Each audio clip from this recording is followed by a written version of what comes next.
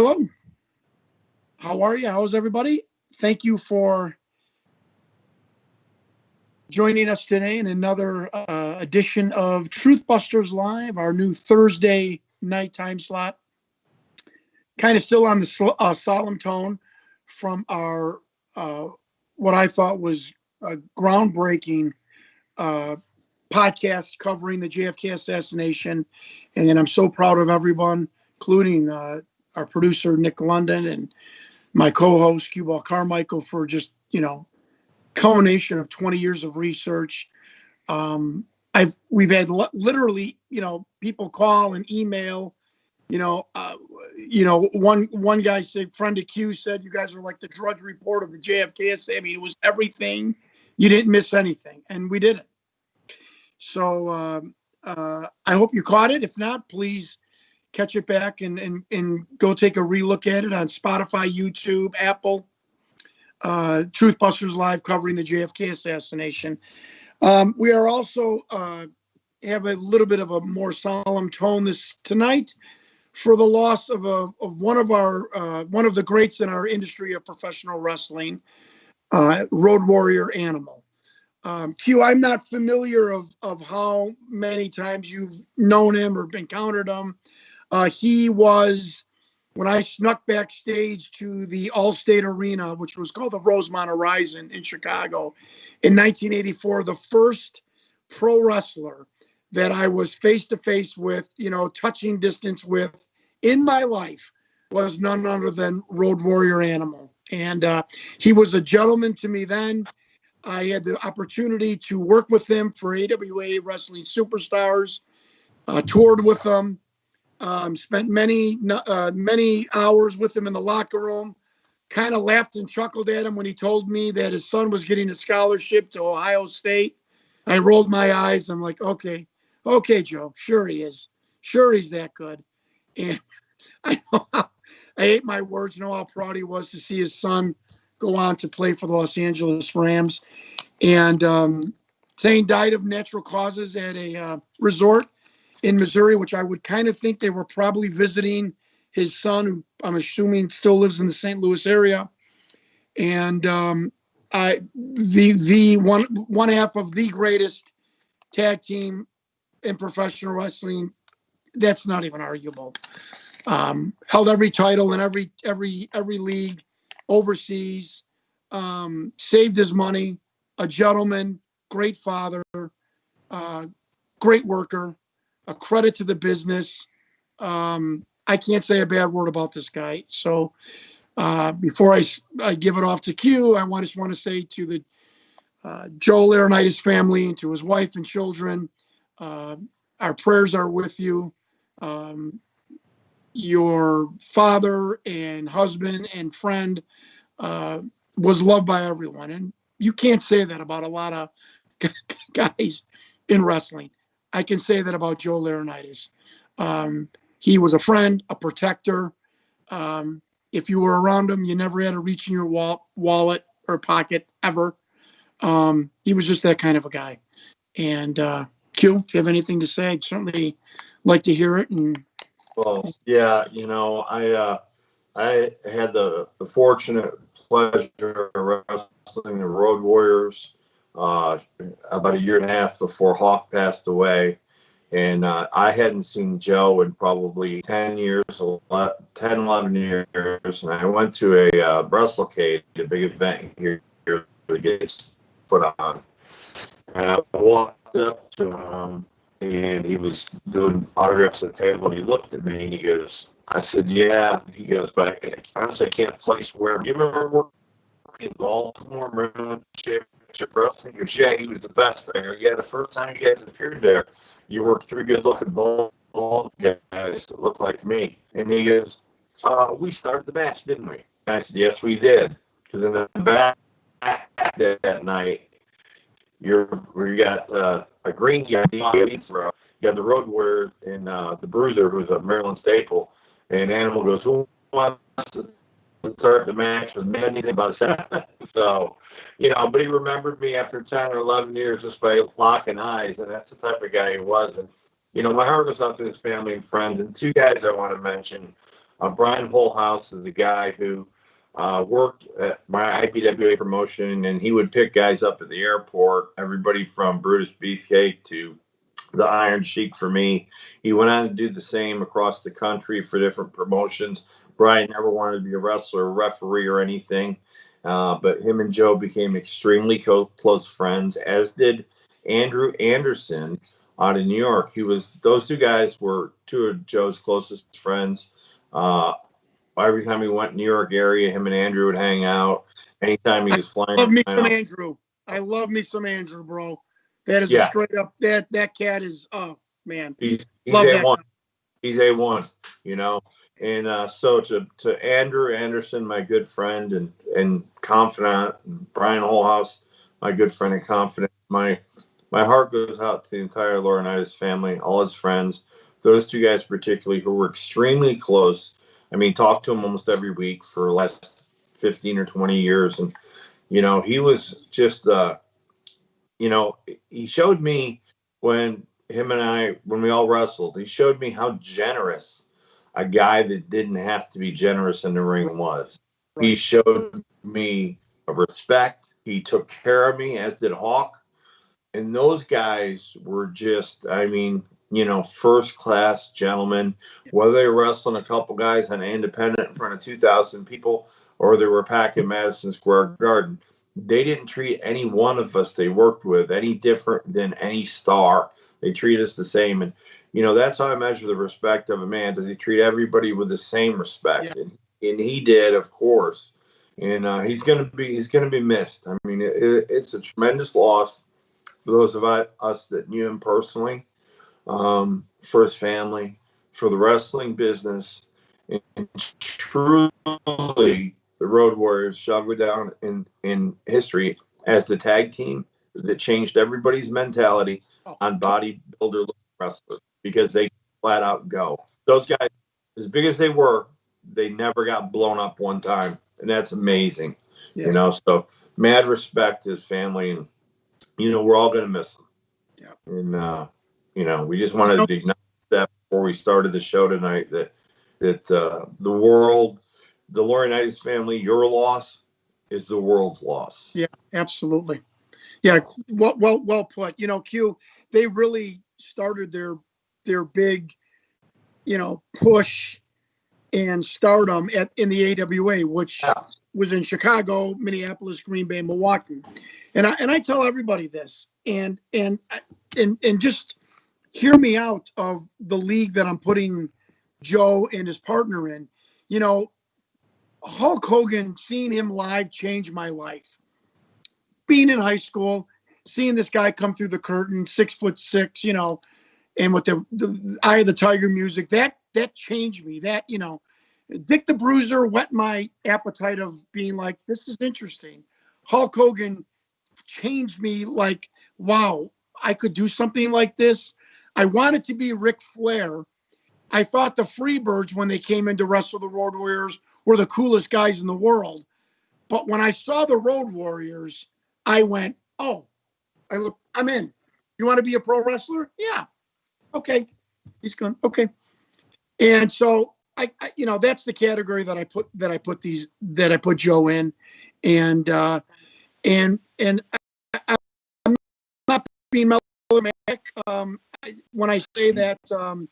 You know, Q, I've told you this a million times. I've told our listeners, I've told anybody that would listen to me in 30 years, you know, pro wrestling is part of my identity. And part of my identity, and changed me for the better, made me a better man, a father, businessman. And to know that he is one of the people that was, because of who he was, he helped me jump off a cliff. I don't know how much more to think of a guy like that. No. So that's my take on it. So yeah, I the best in the industry. And Road Warrior Animal, Joe Laurinaitis, you will be missed. So with that being said, got our first guest. I'm so excited, Q. Our first guest. We're letting into the golden secret gates of the Truthbusters. I had the opportunity to first of all, everyone, we are talking about, we might turn this into a two-part series, talking about Jack the Ripper. And I had the opportunity to talk to this remarkable man during the height of COVID in March, and was just blown away with his acumen. And I've been a ripperologist since 1993. His name is Michael Hawley. He is the author of Jack the Ripper Suspect, Dr. Francis Tumblety, which was put out by Sunbury Press in 2018. Mr. Hawley was on the Travel Channel in the series Legend Hunter, which I got to see. He's also scheduled to be on 2 more documentaries coming up in 2021. He has lectured on Jack the Ripper in Liverpool, England, in conferences at RipperCon in Baltimore, New York, and Pennsylvania. He's delivered 25 podcast radio shows on his theory that the doctor from Rochester, New York, is indeed Jack the Ripper. Mr. Hawley holds I hope my wife's not listening, because she's going to look at me like, well, what have you done with your life? No, right. And I told you, this is my friend. I get to name drop him at my parties, not yours. So hands off. No, Mr. Hawley holds a master's degree in science in invertebrate paleontology and a secondary science education from the State University of New York, College of Buffalo. He has a bachelor's degree in geology and geophysics from Michigan State University. I think we like to have him on when we do our astrology and people, the Druids and all that, and what's the one in London? What's the one in England? I am like losing my brain here. The Stonehenge formation. Stonehenge. Have him on with Stonehenge. He is a former commander and naval aviator. U.S. Navy retired. Early joined secondary science education, teaching secondary science education. Resides with his wife and 6 children in the greater Buffalo, New York area. I don't know when this man sleeps. It is our pleasure to have on the line with us today. I want to guess. Commander Michael Hawley. Michael, are you with us? Yes. Hello. How are you doing? How are you, sir? Great. We talked in March, and I know it's September, but I keep my promises. I told you we'd have you on when we started our show and whatnot. And Mike, we're on Skype, and you're on the phone, and Q's our co-host Q Ball Carmichael is in North Carolina. I'm here in Chicago, so we're gonna have to kind of do a meeny, miny, mo, and whatnot. So we hope our listeners just bear with us here, but it seems like it's going good. Commander Hawley, if you don't mind me referring to you as, we promised to do one thing different on this show, is not be the typical conspiracy show and whatnot. So when dealing with Jack the Ripper, I promise you we will not bring up Prince Edward as one of the suspects. So I'm proud of myself. I've always 35 years I've been waiting to not bring him into the conversation. That's like saying Oswald acted alone. I mean, you're immediate delete in my book. Anyways, Commander, we are down. After 35 years, we've got the Bruce Robinson book that frames one of the Maybrick brothers, Michael. We've got the diary and pocket watch of his brother, James Maybrick. The DNA on the shawl, which is really, really kind of sketchy. That fingers the Polish hairdresser Kosminski. Yes. But you and I are in the same boat. When you look into the life and certainly the childhood of Dr., and I'm doing that quote in the air of Francis Tumblety, he really fits the psychological and forensic profile of a serial murderer. Take us into the life beginning at his childhood of Dr. Tumblety, if you will, and step by step of how each one of his occurrences in his life fits in with the profile of a serial murderer. Okay. The Francis Tumblety, of course, he was suspected by no less than 6 Scotland Yard officials, the one that was in charge of the investigation, Assistant Commissioner Anderson, and also Chief Inspector Littlechild, who was the Chief Inspector of the Special Branch of Scotland Yard at the time of the murders, and so he was suspected by a lot. And then when he posted bail and sneaked out of the country, the murder stopped. But he came back to the United States, but he was actually born in Ireland. I found out, and they didn't know where he was born, but I found the family in rural Ireland, County Meath, and he was on it was very, very poor, and some of his family members had already traveled to United States married. He was one of 11 children, the youngest. He was born actually what they used to call a hermaphrodite, male and female features on him, which was a big surprise we just found out. And even in that case, when you look at it, they call it intersex condition nowadays, and what they realize is that teenagers with that condition today, 33% of them have a form of general psychosis. Not that all hermaphrodites would be serial killers, but that's the beginning of his issues. And so he came over on a famine ship during the peak of the Irish famine, and that particular famine ship was recorded to have, when brought over 433 passengers, 1/3 of them had died. The other 1/3 were completely naked and were sick. So it was a really tough famine ship that they came over on. I don't know if it was that particular trip that they came on, but that was the ship that they came on. And then they had family members already in Rochester, New York. And then so they made their way to Rochester. Within 3 years, he was 17 years old when he came, and then he became a office attendant for this quack kind of doctor called a French cures doctor in Rochester for a couple of years. But then he switched over to this Indian herb doctor. And by 1856, he was on his own. He went across the border into London, Ontario, started his business, and what he was basically was he was a traveling advertising quack doctor. Never went to med school, but within 3 years, he became independently wealthy and had over $1 million in today's value by the time he got to Toronto. So he started his traveling business through Canada.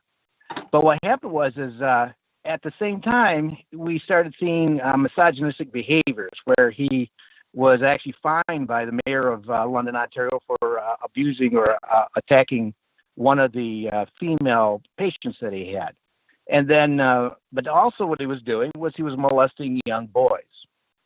And so his business was the job of actually, he believed he was a cure, and he didn't believe it, but he claimed he cured everything, cured cancer, everything. Right. So his job occupation was a life of exploitation, and his everything he did was actually on the other side of the law. So social norms, he broke those right from the beginning. And then when the Civil War started in 1861, he came to Washington, D.C., and what he was doing is he was going to exploit the General McClellan, who was the general of the Army of the Potomac there, and he was going to try to convince that general that he should be one of his staff surgeons. So what he did was he had this, how surgeons did this at the time to show their credibility, they would have an illustrated lecture, and in that illustrated lecture was his favorite anatomical specimens, the uterus of women from all classes of women. Now, Jack the Ripper took the uterus from two of his victims. So that's the beginning of this anatomical interest that he had. Well, Michael, can we stop right there for a second? So let me prod you a little bit, or at least illuminate our listeners tonight. So he's brought up in just abject poverty.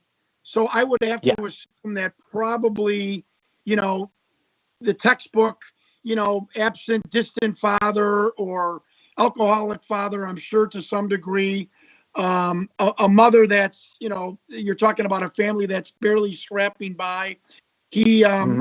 But another feature of a budding serial killer or serial murderer, you know, already having, already reaching out to with some kind of sexual offense. And in a project that my co-host and I are working on, of a serial murder in Chicago, I'm the 5 forensic pathologists that I've talked to all said the same thing, that, you know, look, he probably hasn't been charged with something, but way early in his past, this guy molested a girl. This guy, you know, sexually assaulted a girl at school or somebody at the park, or he just didn't get arrested about it. And I find that interesting.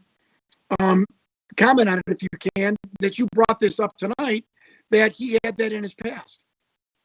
Oh yeah, and lots. And he would be go to jail, and when he was independently wealthy, he would slum it all the time, and he would try to hook up with young, some of the street boys, and then and so that's when he started seeing these young men getting hooked up with the prostitutes, and that's when there's a couple.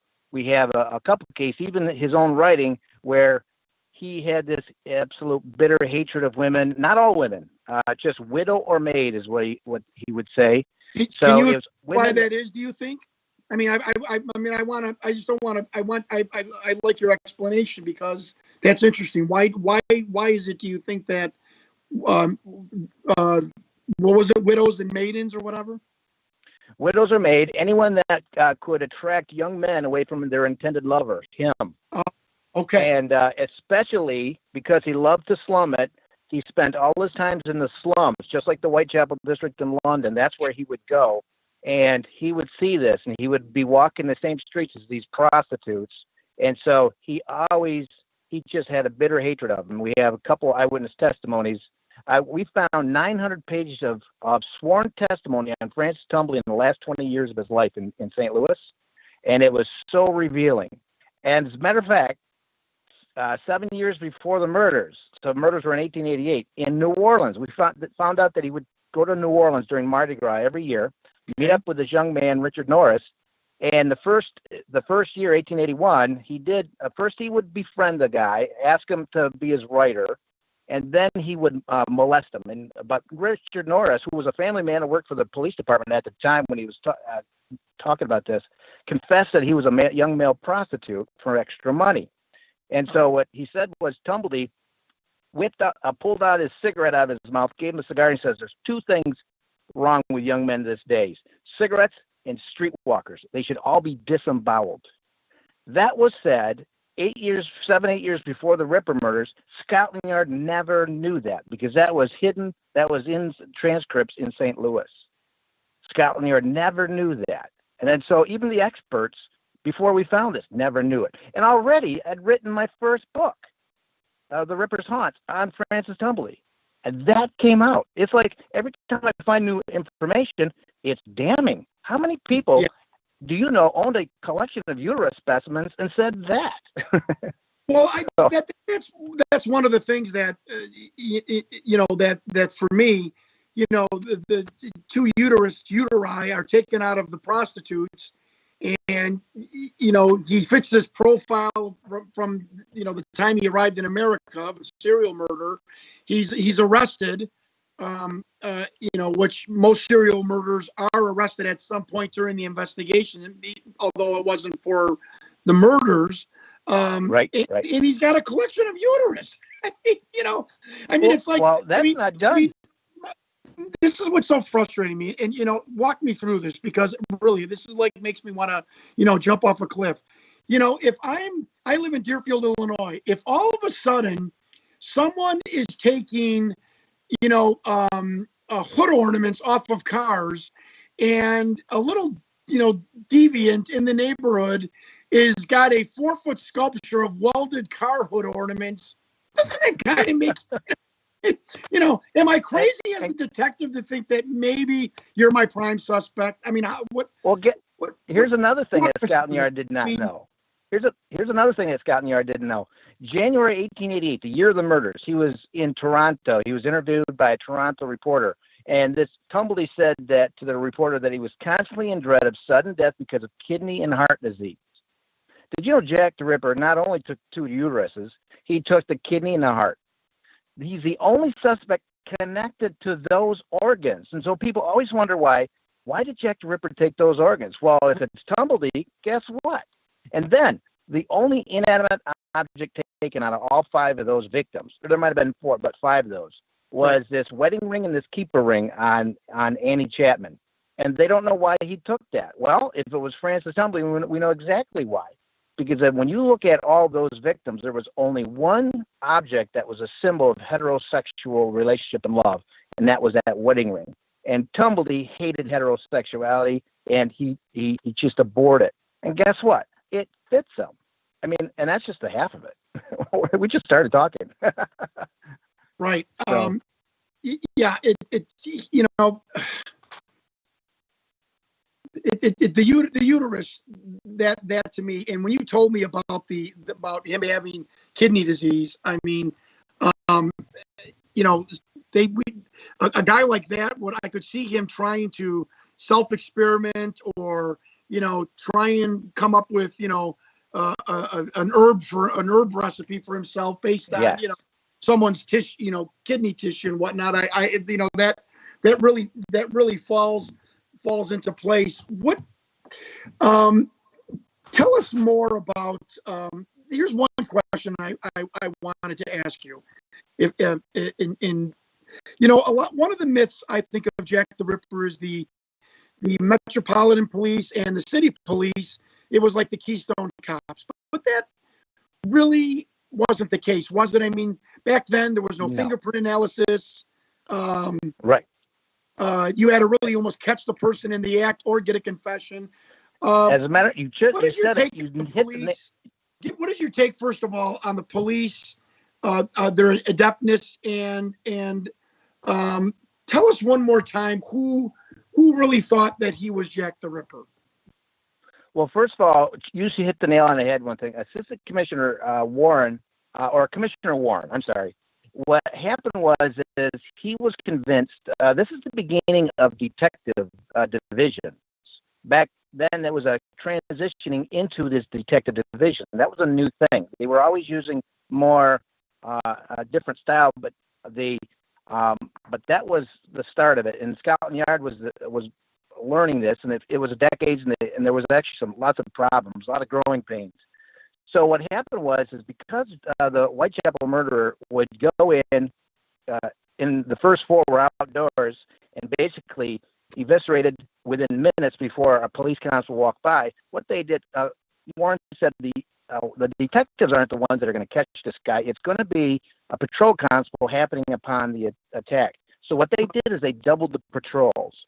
And in October, there were no murders. So what happened was the first one was in August of 1888, and then early September was the next one, and then there's a double event, they called it, at the end of September.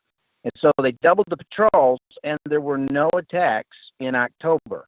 Okay. And then November 9th was the last one, and that was indoors. So he had all the time. There was a celebration going on. It was Mayor's Day or something.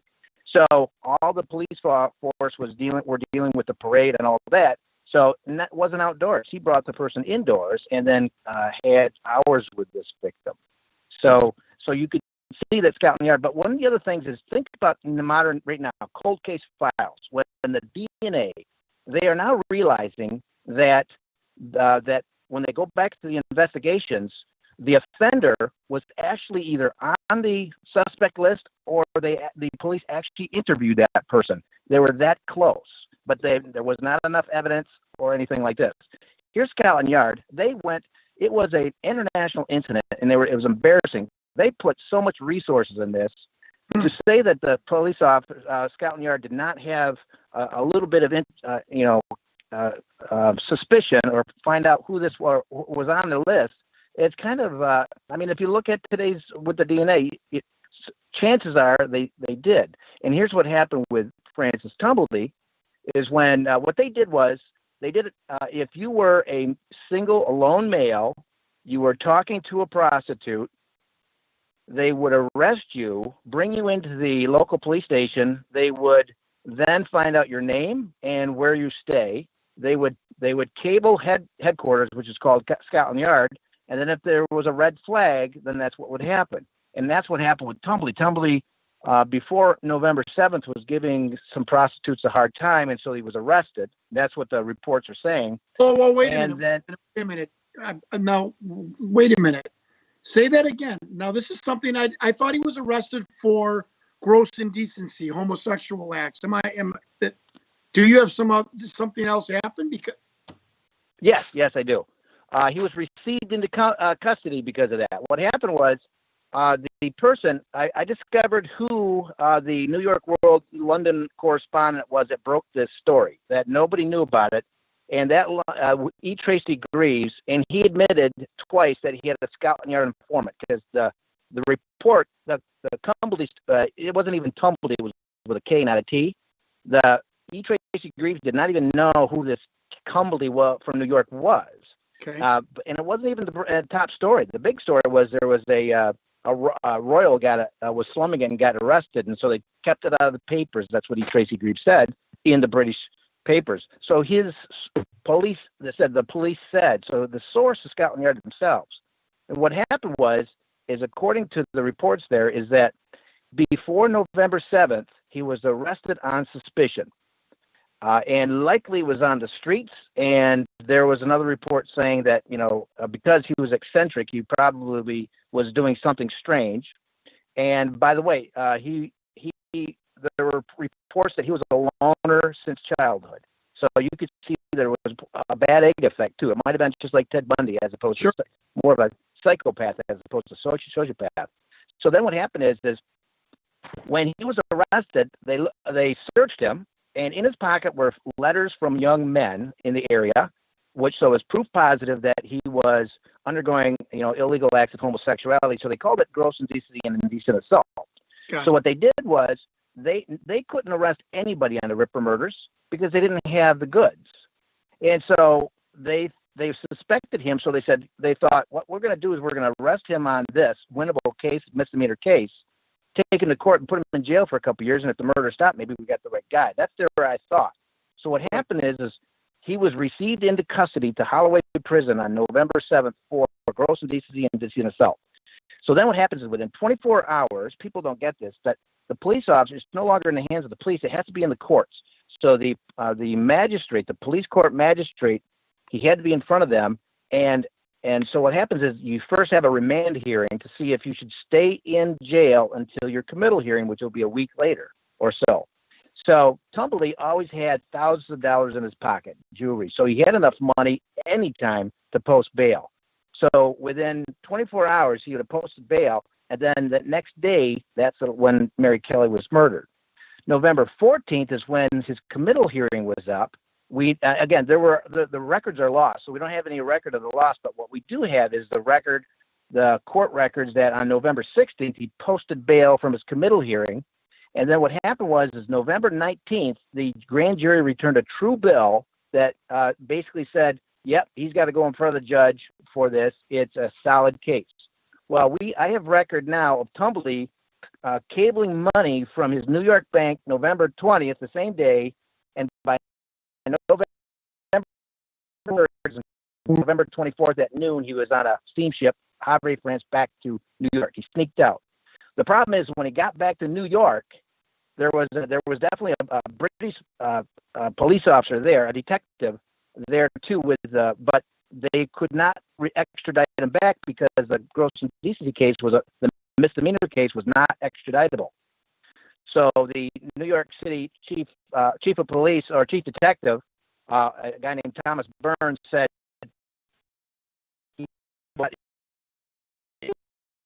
and then they can take him. Well, what happened was when Tumbly sneaked into his this apartment, this housing area on East 10th Street on December 3rd, there were reporters outside, and they saw this British detective outside his window. December 4th, there was in the paper, those papers said, "Hey, there's a British detective outside this guy's window." Tumbly read the paper. December 5th, he vanished, gone. Well, I found out where he went. He went to his sister's in Waterloo, New York. And I have a report right there, a local newspaper reporter that said that, there are women getting accosted on the street, and oh, by the way, Francis Tumblety, the Jack the Ripper suspect, is here. And I know he was there because his sister lived in Waterloo, New York, and that's when he would go. One time he got in trouble for sodomy in Toronto, and he sneaked off to Waterloo. So Yeah, that was you said earlier he would slip across the borders. Mike, Yeah. we're going to go to break real quick. Pay some bills here from our sponsors, and when we're back, we're with Michael Hawley, author of The Jack the Ripper Suspect, Dr. Francis Tumblety. We'll be back in a few minutes when we pay some bills here.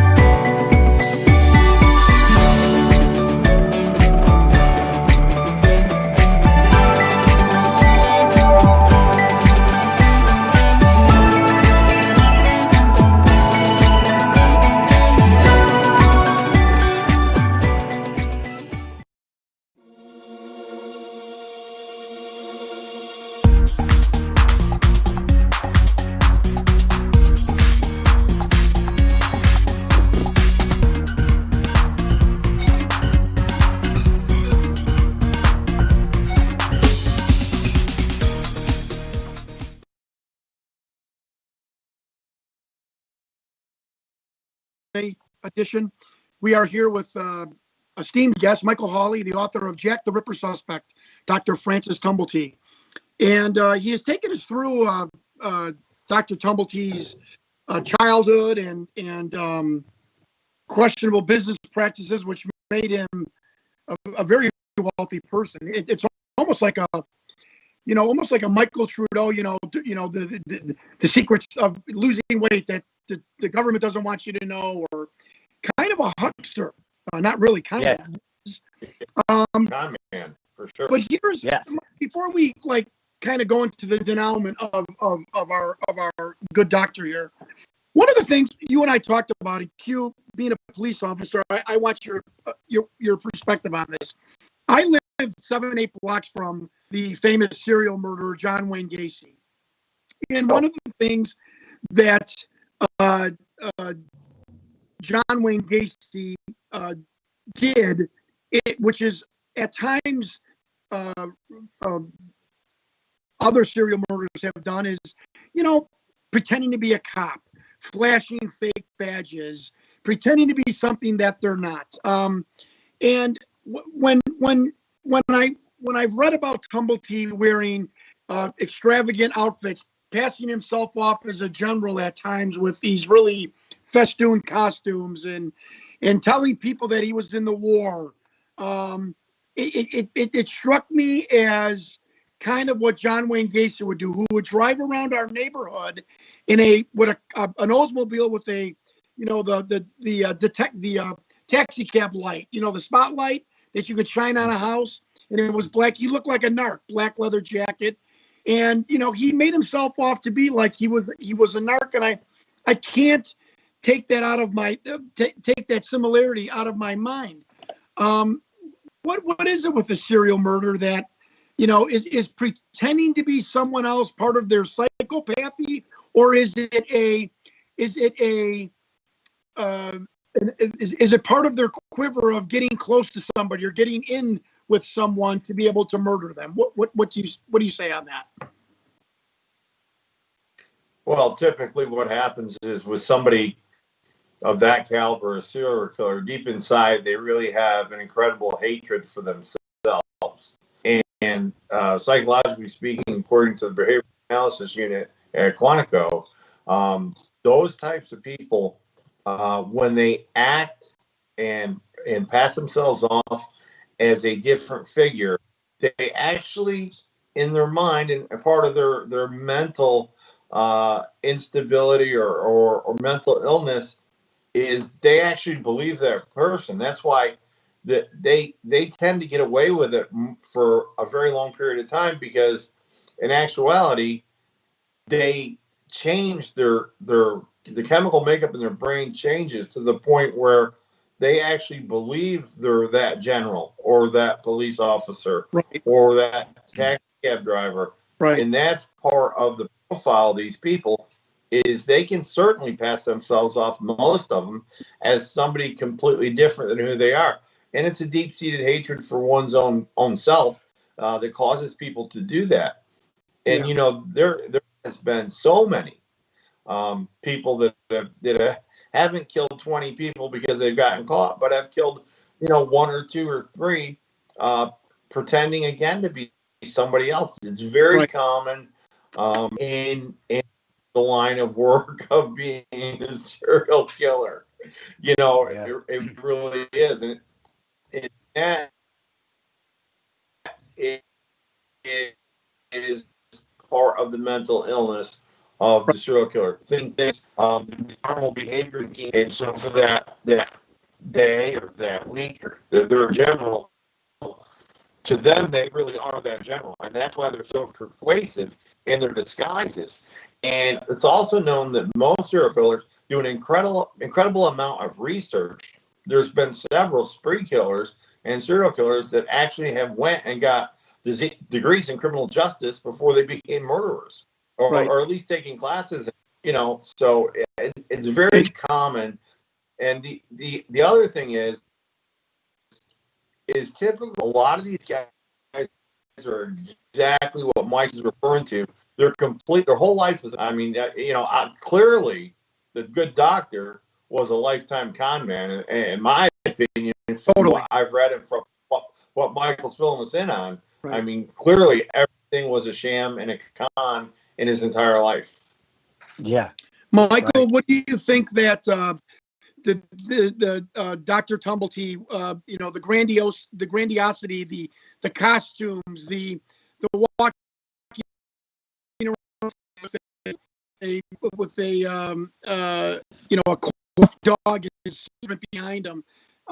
Is there anything in your research that he used? I mean, he was a good-looking guy. He was obviously, semi-intelligent. It must have been one hell of a talk. I mean, guy must have been would have been a great used car salesman. And I mean, I'm not even joking about that. But do you think there was another reason why he, passed himself off as a war surgeon and all that other stuff? Yes. Okay. Oh yeah, I think he you hit the nail on the head about this narcissistic personality disorder that so many serial offenders have, because it's based on that insecurity. Now, one of the things is he was so brilliant. Part of his eccentricity and flamboyancy was a business plan, because he would bring the people out, and he claimed he could cure everything. And the thing about herbs is they do make you feel better. At the time, allopathic medicine, which is a regular medicine that doctors use, It was better out than in. They were using mercury at the time. They were bloodletting. It hurt when you went to the doctor. But an herb doctor, it made you feel better, and he claimed that he could cure you. Well, by the time you were about to die, he was gone into a different city. But when he started getting, it's basically realized that he had neurosyphilis. That was advanced stages in the late 1880s and early 1890s, which is another part. But what happened is he started going to all the health spas, especially Hot Springs, Arkansas, which was a mecca for syphilis patients, around 1880. But at the time, though, everywhere he went, because he had so much money, he claimed that he was this retired surgeon.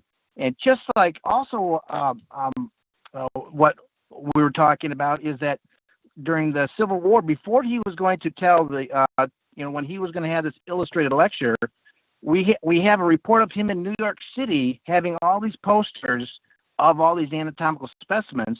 He was learning.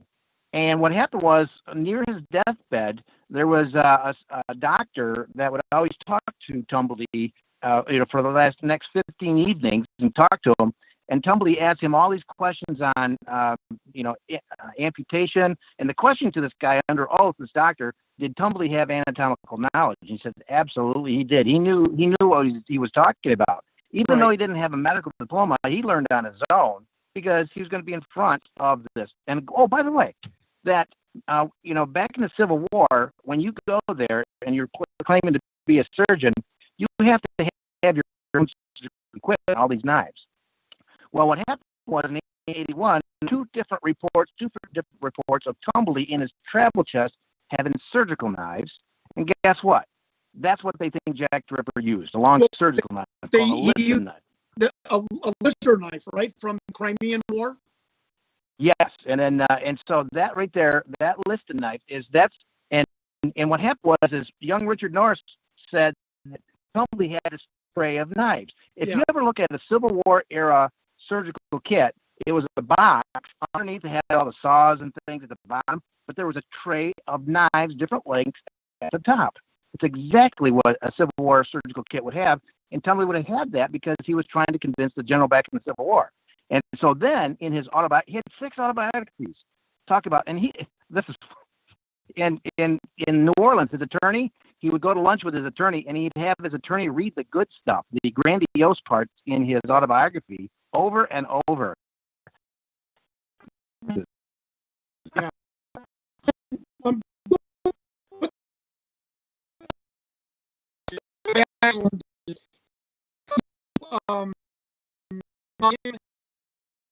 Being the Batty Street Lodger, the night of the double murder, that I think is something again, we're not throwing darts at a board here. You are piece by piece, taking, pinning him as he's got the upbringing, he's got the lifestyle of a narcissist, and this bizarre collection of uterus. But tell everybody quickly, what was the deal about the Batty Street Lodger? Well, what happened we talk about the night of the double event. It was September 30th. What happened in one particular area near Whitechapel Road, there next to a gentleman's club. It was a Jewish club, but there was Elizabeth Stride was murdered, and what happened it was in the dark, and this man with a pony basically interrupted him. Went into the Dustfield yard, and he the horse stopped, and he realized that it was a person with their throat cut. But you could see that he was interrupted, and then within an hour, just out of the outskirts of the Scotland Yard district, but in Mitre Square, which was a City of London jurisdiction, that's where Catherine Eddowes was completely eviscerated and on her back. And that evening, what happened was there was a report on Berner Street in 22 Batty Street that the landlady said that there was a lodger there that had blood on his handcuffs, or not. I mean, his shirt cuffs. Yeah. And that he claimed that he was. She said that in one report that he was a foreigner and that he can't come and he would be talking a lot.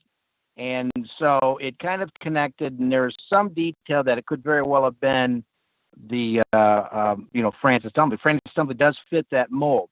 So especially because that was 1888, and around after 1900, there was a journalist that was interrupted by a lady that kind of talked more about that particular incident, and then would say was that he was an American, and so that and he didn't return though, plot. right? After the morning, he never came back to the lodging house. Is that true? That is true. Yes, yeah. That is true. And then they found his hotel and found that it was some pornographic material and some checks that his name, and he never reacquired the bag from the hotel. I mean, it's just, it's like right. a person fleeing the area, right? Right. And then now this is new. Nobody knows this, so don't tell anybody. Okay. But what happened is I discovered that Tumblety always had 2, upwards of 3 lodging houses everywhere he went. And during the 1880s, he would have a lodging house in one of the posh hotels, but then he would have one in the slums. So because that Batty Street lodger had left, that doesn't mean he left the country. Because what Tumblety would do is Tumblety in his posh hotel room, that's where he would be that dignified retired surgeon. But when he went into that lodging house in the slums, that's where he was hooking up with these young men of streets. And so you could see that Tumblety would have still been in the area. Wow. The New York detective, Detective Norris, who thinks that John Kelly, the escaped convict from Broadmoor, he followed his movements in America, and there was some parallel of Jack the Ripper type movements where this Mr. Kelly claimed to have been when he wrote out his confession, but not being the confession of Jack the Ripper. My question to you is, as we wrap up the show here, when Tumblety returns to America, have you researched his whereabouts, and were there any Jack the Ripper style murders in areas that he was in at the time? Extensively, I researched that, and then that's what that 900 pages sworn testimony really helped out, because we found out where he was going. So what happened is first of all, the FBI, that behavioral analysis unit that we talked about earlier, they said one of the biggest myths with serial offenders is they have to continue to kill. But if you look at Dennis Rader, the BTK killer, I mean, I think he stopped in 1991. Then he went in 2005. Then he continued. Yeah. So, but we do know one thing: Tumblety did not accomplish his hidden agenda in London, because the only reason why he left is because he was going to prison. He wanted to stay there, so he wasn't done. So, see, if you're a sadomasochistic serial killer, you have a sexual impulse, a sexual drive to continue, like a Ted Bundy, John Wayne Gacy. But with Dr. Brent Turvey, when they looked at Jack the Ripper victims, he didn't see that. He saw hatred, anger, retaliatory, revenge. And so in that case, there's no sexual impulse. And if you almost get caught, sometimes they stop. But that said, Tumblety his permanent residence, even though he traveled to, let's say, Hot Springs, Arkansas, and all these spring locations where these health spas were, his permanent location from 1880 to 1893 was New York City. There were actually 3 unsolved cases there of women that were murdered. And then, curiously, the last one that happened was 1893, and curiously, Tumblety left New York City permanently and moved to Baltimore. But around 1894, 1895, then he stayed in the slums as a homeless person for the rest of his life, and in his pocket was his bank note that said he was still a millionaire in today's value. Yeah. So here's this guy. So basically, the neurosyphilis went too far in the mid 1890s. But the early 1890s to 1880s, he was. You could see that right now. That's when the switch had flipped. There's a revenge there. And I have evidence that he had knowledge that he had that neurosyphilis, and that would happen. But now think about this. 1888 were the murders in New Jersey. There was a woman that was murdered and unsolved. It was in New Jersey. Throat was slit ear to ear, unsolved. Tumblety lived within 25 miles of that person. So the answer is, did Tumblety do it? Part of me believes the angry retaliatory means he really probably stopped because of whatever, but we definitely have this. And so, but it's one of those proximity things. We see that the serial offender is near, or this, like Tumblety is near these murders. So let's say, for example, is someone else, but, we can't kind of directly pin it. So it's harder to just say that. But all you can do is, just like you said, yes, there were murders in the proximity of Tumblety, at least into the early 1890s. After that, this guy was he was messed up in the head. So, percentage-wise, a couple of quick questions before we go. Your percentage of your feeling that he was indeed Jack the Ripper? Never 100%, because then you stop researching. Probably between, I